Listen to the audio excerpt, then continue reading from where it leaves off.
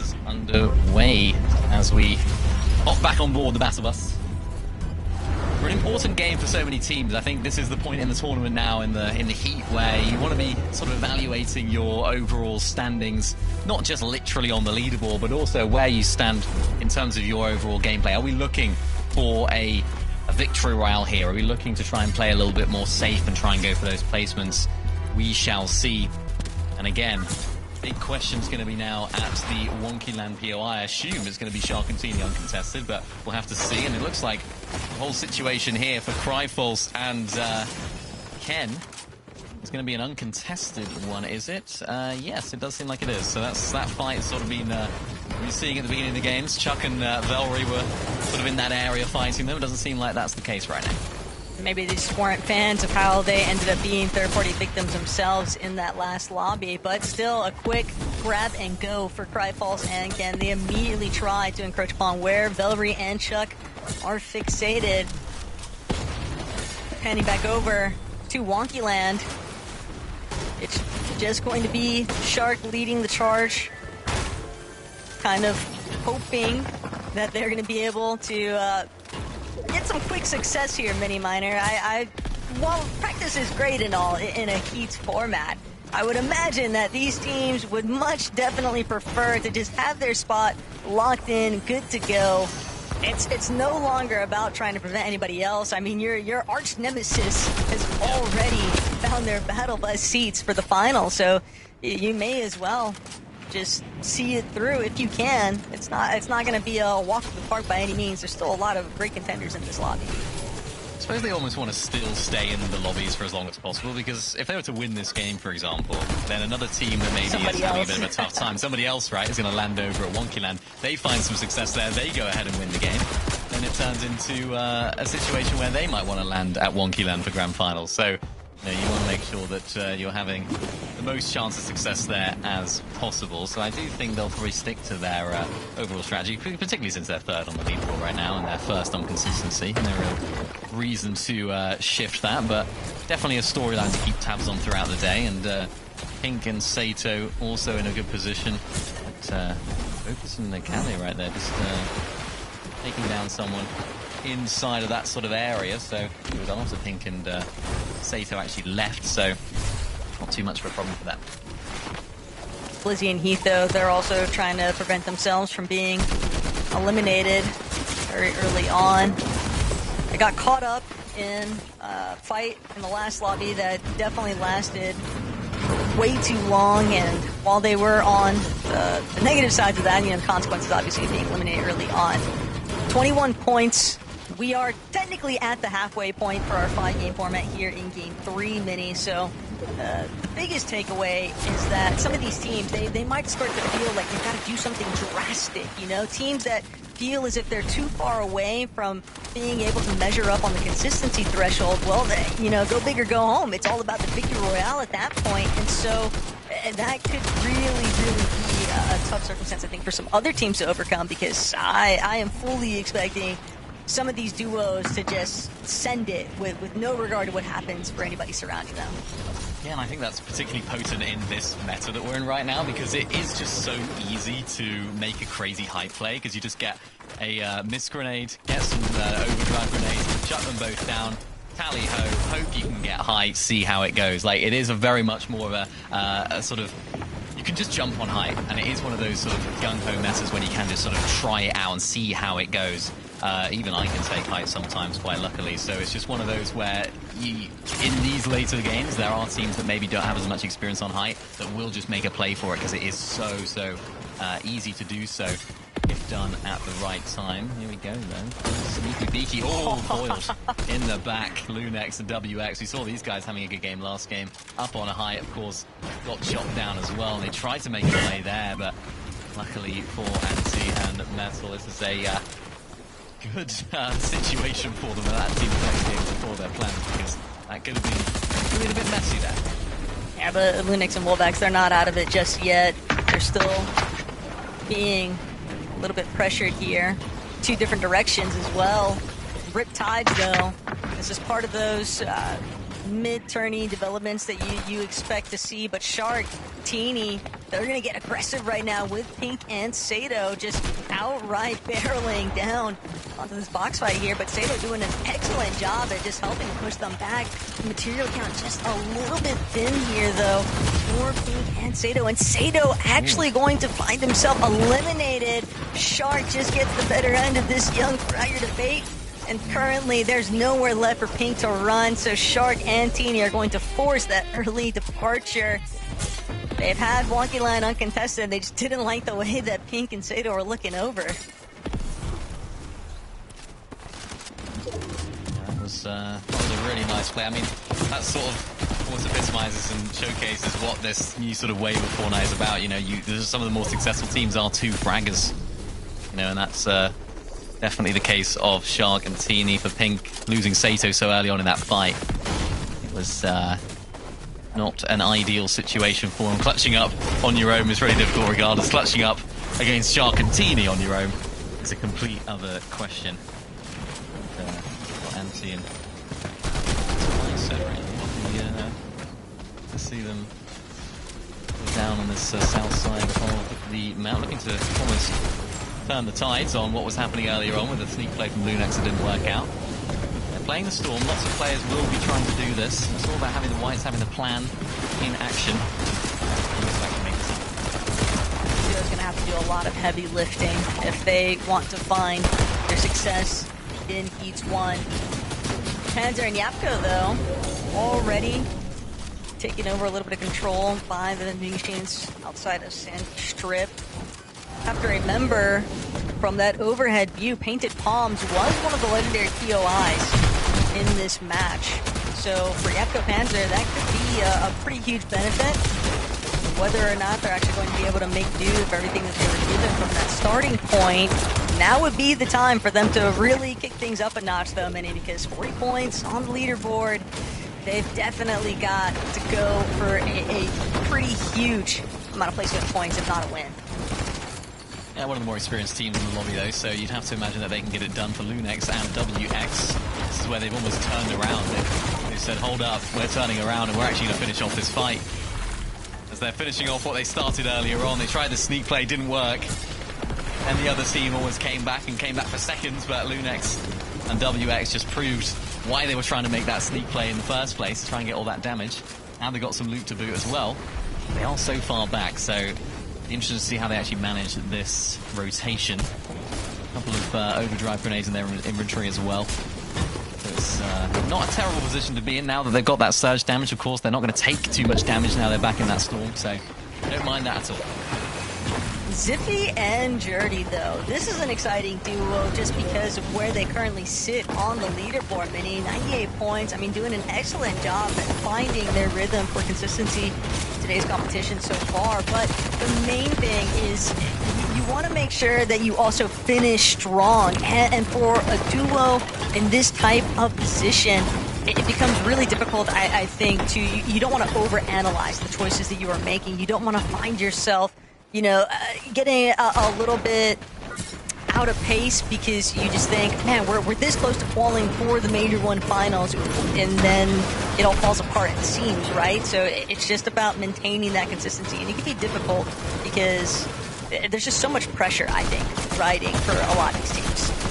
Yeah, especially for someone like Ziffy who hasn't actually made a grand final before, is maybe not been in this position where you're on the cusp, you're in the position to do something that you've never done before. It's, for players like Candy and Chari, they've done that, and they've done it, they've been there, they've done that. They understand what to do when they are so close, or even when they're a bit further down. They understand how to manage their emotions from a personal standpoint as well. They just understand what to do. Whereas for a team like that, where you do have that slight inexperience, it can make things a little bit more frenzied. But for Teeny and Shark, they are not stopping on their endeavor to just plow through this entire lobby. It's so important for them to, of course, get through to the major finals, which I'm sure they will do. It's just how are they going to do it is going to be the question. Cisse on the other side right here. Shark and Teeny both trying to navigate and clamber up these stairs. Cisse actually able to get away here, just about trying to make his move, but Teeny is right on top and finds the elimination really nicely as well. Nice cone in there, just preventing Cisse from having any exit. And that's Shark and Teeny doing what Shark and Teeny do best. I feel like I'm watching a Shark and Teeny like rage montage currently after seeing Huddy and Fishy fall through, especially knowing that it's just because of things going a little bit sour in one lobby. Wow. One critical moment is all it takes, and now Sharktini, they have just been relentlessly aggressive. I mean, it starts with Pink and Sato, and I don't think it's going to end with this most recent duo either, Minnie. I am full-on expecting Shark and Teeny to just continue trying to rack up as many eliminations as they can muster. I mean, an unleashed Sharkantini like that, Right. that play is scary, right? You know, the ability, the confidence they have to make plays like that, to overdrive grenade plus mist up onto height and then take down the player on height and then just chase down Cisse no matter what. That's the sort of team that you do not want to be coming up against. So as much as it's going to be exciting to watch, the other teams in this lobby have definitely got to watch out for that. As we get to see Teeny and Shark do this again. Every single time we switch to Teeny and Shark, it's a replay or a highlight or just them getting another elimination. It's like, do they ever stop? At this rate, no. The only way it's ever going to stop is if they find themselves with a far zone pull, but with the way that things are shaping up, meaning that does not seem to be the case. They are on a full crash course. Everyone else in the lobby likely seeing that elimination feed continuously light up. So the last thing you want to be is directly in their route path, basically. Yeah. But it's so hard to gauge which direction they're actually going to be coming from, as Medius and iDrop just getting some nice shots assembled there. But at the same time here, Minnie, they've been doing a great job holding things down for consistency. Yeah, another couple of really experienced players. I mean, iDrop's one of those players that always seems to make it to major finals and grand finals, but doesn't quite have the performance that maybe he's sort of bigged up to have at the beginning of the season, and looking so sharp, looking so strong at these stages of competition. So I'm really hoping, if it isn't in this major, for this entire year, just to see a different side to iDrop, where he is starting to dominate slightly more in the major finals if they do make it there. So excited about that duo, excited about the potential that they have. And of course, Marius is one of those players that we just know by now. Of course, he's been through that whole up-and-coming fragger, up-and-coming player phase, if you like. You know, he's very much cemented in the furniture of the EU region right now. We know what to expect from him. Likewise with VK. Malabuka, they've had their ups and downs this season. They've had some trials and tribulations, if you like, but it's definitely not understated how talented those individuals are. We saw it in that end game, even just trying to recycle and trying to recover, I should say, some of their games. They just have those pre-edit potentials, pre-edit opportunities that we know Malabuka for. So that experience can play so vital in these games. It's Casper and Prism also still together in a nice position. Cheeps and Turtle, who had a better game in that last game, still in the lobby here as well. Nice shot onto Xantify from Turtle. Can he find the second? He can't quite. Xantify still getting help from this mist. Pretty difficult situation for Xantify, as he's now down to HP. Turtle looking a little bit weak as well, and yep, down to the Storm. So it's a 2-tick. Was trying to drop into the box, but Cheap shuts him down. And Turtle and Cheeps are still in the lobby, thankfully, after some great heroics from Cheeps. Not going to be easy, though. You can see where that zone's pulling. It's going to be a 5-tick when this one closes. So they've got to get in zone. They've got to do it now. They're going to have to use this piece to try and carry that through as well. Not an ideal circumstance for those guys, but they did manage to win that fight, which keeps them in the game. Super important. Oh no. Arius and iDrop, 100 damage below the threshold. It's so important that they can try and find as much of this damage as they possibly can. There's some man, yeah, they're just trying to find some shots. It's not going to be easy for them here. They're still 112 below, now getting tagged up by the Storm Surge, so it's not going to be a simple task, but these guys are two very experienced players here, Taco. They have what it takes, but they need to do it now. They don't have any time to think about it any further. It's all about the action, quick and decisive. iDrop Medius just looking to see where they can manifest some form of a fight. The overdrive grenade, though, going to cause them to separate a little bit more than what they would have initially intended. Still only 40 below. Jug is going to keep Medius a little bit healthy, but they're going to be in tatters by the time they make it into this next edge of zone. It is now or never for both iDrop and Medius, and unfortunately the lobby seemingly taking notice of their position. iDrop not going to be able to survive. Got lobby focus, and that final tick of surge going to take him out for good, as now Medius, he will finally secure some tags, but at only 5 above, he's going to have to keep the ball rolling here. He's going to be able to at least collect the pizza that his duo left behind, but this is still tragic scenes all around Mini. They would have loved to keep extending their placement position on the leaderboard, and now as a solo, it's so tough.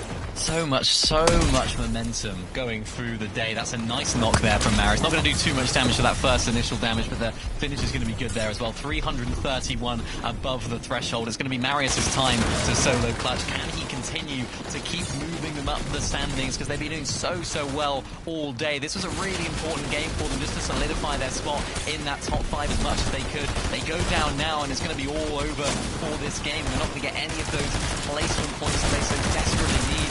All the other players down below on the leaderboard are going to be starting to catch up, so every single move that Marius makes right now just has that added level of importance, as Vico and Malabuka are continuing their push in this game as well. They managed to find themselves a good amount of damage to stay above the threshold and find the heals as well. But it's been the builds that have been a constant thorn in the side for Malabuka and Vico. Things still aren't out of the thick of it just yet either for this duo. That's a good refresh, but only 120 above and some change. They're going to need a lot more to work with here, or for the lobby to continue taking itself out, as Media is still trying to manifest something. But Vico, Malabuka, one more time, getting a look back into what kind of catapulted them a little bit higher up here. Just a nice sequence of knocks and eliminations. Tarps on the receiving end of that, but still so much more left to drive through here, as Nadia is doing a great job holding down his position in the low ground. Shark and Teeny, though, they have 870. It just continues to climb. I don't even know why I pointed out Jerdy going to be another one of those victims, and Mini, we just highlighted Zippy and Jerdy trying to solidify themselves in a great contention spot for the consistency on the leaderboard. But this is a huge problem when you're dealing with Teeny and Shark just absolutely rolling through this lobby. But look at Medius go. Nothing seems to deter him. He is fully locked in to prove to the doubters that iDrop and Medius have got what it takes to make it through. Yeah, these are the sort of solo clutches that can qualify you to the major finals, and Marius is doing just that, just on the cusp of those placement points. So every single placement point that he gets right now is going to be so valuable for them. Cammy here and Shari just playing the backside of the zone, trying to get as much of this damage as possible before they then go ahead and make this rotation. You can see them just 250 above the threshold. They're just trying to do as much damage as they can to not have to worry about it. But look at this, Shark down, Teeny clutching up, gets the knob and gets the full elimination there onto Ziffy. Going to try and pull out the revive here as well. 7 eliminations for this team so far. This is the first time we've seen them in this game where they had a little bit of a wobble. It looks like they're going to be able to find that revive, and that's going to be crucial for them to continue ploughing through this lobby and finding all the eliminations that they are. Doesn't seem to set them back too much either, and now Cammy finally uses that overdrive grenade to get towards the front side of zone and use all of that, all those bills that they were able to get from there. But Cammy and Hadi are definitely feeling the pressure squeezing in on them, because they are not in a very set position right now on the leaderboard. Maria still, as a solo, though, just barely ticking above the surge threshold, but he's got a fairly solid loadout to continue climbing, clawing his way up those placement positions, just trying to stay tucked away, out of sight, out of mind mentality. And Sharktini from the knock revive now taking over the high ground entirely, completely stacked. Everyone else underneath them has to be on the lookout, because they are just hunting. They're absolute fiends in this lobby right now. Medius, if he's not careful, if he overextends for just a moment, he's going to find himself a victim unless he connects some nice shots. But playing through from the backside of zone, now going to move towards front side. He'll be forced to drop a layer soon enough here unless he can manifest some kind of refresh, but it is just a tough position. This though from Shark on the top of the screen, just absolutely going ham over there. These guys are the most well-equipped team right now to play high ground, because they've got about 4.5 million eliminations in this game, coupled with all the materials that they're now getting. Shark's just on a bit of a frenzy. He's just having fun as Teeny's just holding down the fort up on height. Shark's just fragging out down below. Marius, though, needing it all to do, done so well so far. Able to pop some Peter and get his way back inside of the zone. Decent amount of materials as well to try and play these mid-ground layers. This is all where it counts, though, for Marius. Getting pre-edited on from another angle. He's got to try and disengage and find another layer, which he does. But he's got to be so careful here. At every move he makes will just make sure that they can continue to stay in this game. Every single placement point that he gathers will continue to push them higher up in the standings. He's doing so well so far. Sacco, this is so well done from Marius. But now high overhead, looking down. Medius still making it happen, though. Has a few more pizza slices to work with, too. Backs at his own one more time. He continues to kind of nestle his way in here. But Shark, Teeny, we're already hitting double digits here, Mini Miner. This is very reminiscent of seeing their off-season performances. Teeny and Shark just making it look too easy right now. Hottie, Cammy, no materials. Medius, hardly any HP left to work with, but he's got that mythic pump. He might be able to find another siphon to work with. The Shark, Teeny, they just continue to decimate the entirety of this lobby. Another one onto Pixovsky, and now Teeny, Shark, they have no intentions of slowing down. Now it's Teeny just fragging out. Shark now getting on the wall as well, trying to hop in the box. Perceives on the other side, just breaking all of these weak builds, trying to find his way through. Edit's come through as well, not able to connect with the shot. They want more. They're not happy with double digits. They want high double digits to Teeny and Shark, as they're now just infiltrating the rest of the lobby down on low ground. Really nicely done from them, as they're just continuing to rain down fire here. Top 5 situation, or top 4 situation, they're the only duo. But look at what Marius has done this entire time. You wouldn't think that he'd been a solo for so long, and sure enough, Teeny, he'll actually find himself getting knocked. Marius doesn't have any builds remaining, but he might be able to collect the siphon. That could be the difference maker. He's now trying to circle around, see if he can pinpoint exactly where Shark is at, but Shark, he is on the run, but he's not going to be able to make it. I jump and Marius, forget about the consistency game. It's all the victory royale. And a solo clutch from top 33 or whatever it was from Marius. That is absolutely huge for them. We were talking about it. We were saying, yeah, he just needs to try and squeeze out as many of these placement points as possible, retain their spot there in the sort of top 4, top 5 situation where they were. And they only go and win the thing. Unbelievable stuff for Marius, and that's what you need to qualify to the major finals. Analyst Desk, take it away. Thank you so much. An unbelievable call from our two casters there. And what a moment for Marius. Again, these guys have sort of been labeled the potential man team, it feels like, Reese. A lot of the time we expect big things from them. It hasn't quite happened. And today they have put on a really impressive showing and now winning game 3 to just secure that spot in the final. Unbelievable. In particular, the fact that Marius literally did that by himself for the most part, right? iDrop went down. When did he go down to Canada? 33rd place. That's wild. Marius wins the game. All with 1. Yeah, that's crazy. I mean, when you look at these two and how they've been playing, I mean, I guess you can't really say you're too surprised with how their day's been so far, Takar. Yeah, I mean, we thought they were going to be contested originally, ended up being on-con, especially after Thomas got the VR and their contesters went to their drop. Other than that, though, I mean, I love to see them in the finals. Clutching up the win from your teammate going down to 30, or going down in 33rd is ridiculous. Like, the moving zones hadn't even begun. Almost the end game hadn't even begun. He lost his teammate, and he clutches up all the way to the win. It's insane. Yeah, I think it's interesting to actually know how this ended up happening, right? Because you saw this game started pretty poorly for them because they were below Surge. For the vast majority there, they were struggling, and they were at the backside with a max zone pool. It's basically the worst scenario you could get in a game, especially of this caliber. But what they ended up doing was they ended up using an overdrive grenade to go from the backside to somewhere in the middle early. Unfortunately, that meant iDrop went down. But because Marius is near the front, that means he could absolutely wreck everyone else for Surge, who's coming late after them. And that got him above from like 100 below to like 300 above. And then just the solo clutch dominated from after that. We've been bigging up all the talent in the lobby, and it's fair to say Marius has been one of the biggest talents in this region over the past year and a half, and showcasing it here in 2026's FMCS circuit. I'm super excited to see what those two can do in the major finals, given some more time to prepare, and I'm sure all of you will be too. We have still 2 more games left, and so we're going to go to a quick break, and when we come back, we're going to wrap up and secure all our qualification spots.